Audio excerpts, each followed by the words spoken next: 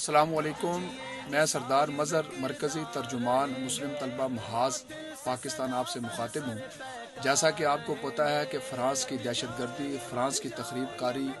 آپ کے سامنے ہے کہ میرے آقا محمد الرسول اللہ صلی اللہ علیہ وسلم کے خاکے بنائے گئے اور بدماشی کے ساتھ بنائے گئے ہیں۔ آج ہم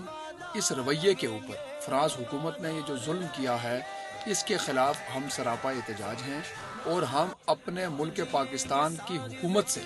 ہم نے یہ مطالبہ کیا کہ خدا را آپ اس کے اوپر ایکشن لیں۔ ابھی تک ہمیں وہ ایکشن نظر نہیں آیا، جس کی وجہ سے مسلم طلبہ محاذ پاکستان کے مرکزی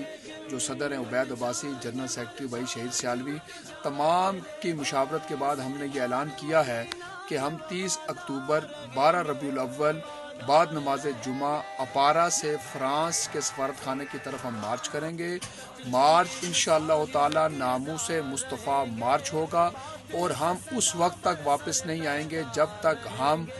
فرانس کے سفیر کو ملک بدر نہیں کیا جاتا، جب تک فرانس کے سفارت خانے کو تالا نہیں لگایا جاتا، اس سے پہلے ہم نہیں آئیں گے۔ اس سے بڑی بدماشی اور دہشت گردی کوئی نہیں ہے کہ 1.5 ارب مسلمانوں کے دل چیرے گئے، میرے آقا کی گستاخیاں کی گئی۔ ہم چاہیں بھی تو ہم اس کے اوپر یہ برداشت نہیں کر سکتے، کیونکہ شریعت میں اس کی گنجائش نہیں ہے۔ میرے نبی کی گستاخی اور مسلمان زندہ رہے، ہم یہ برداشت نہیں کریں گے۔ ہم سیدنا ابوبکر صدیق کے نقش قدم پر چلتے ہوئے اللہ کے نبی کی ناموس کے لیے اپنا تن من قربان کریں گے، اور انشاءاللہ تعالی اس مارچ کی قیادت بھائی جو شہید سیالوی، برادر عبید عباسی، برادر رانا ذیشان، برادر خزیمہ سمیع الحق، برادر علی ملک، اور اس کے علاوہ تمام طلبہ تنظیموں کے مرکزی صدوروں کو ہم انشاءاللہ دعوت دیں گے، وہ آئیں گے، تجار کو، جید علماء کرام کو، ہم ہر طبقے کو یہ گنجائش درخواست کرتے ہیں کہ خدا را گھروں سے نکلیں۔ 12 ربیع الاول کو فرانس کو سبق سکھانا ہے، اسلام آباد کی سرزمین پر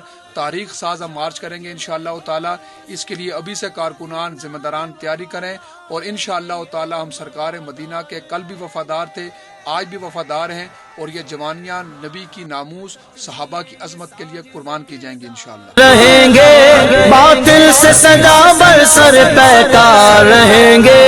کٹ جائیں گے مر جائیں گے مٹ جائیں گے لیکن کٹ جائیں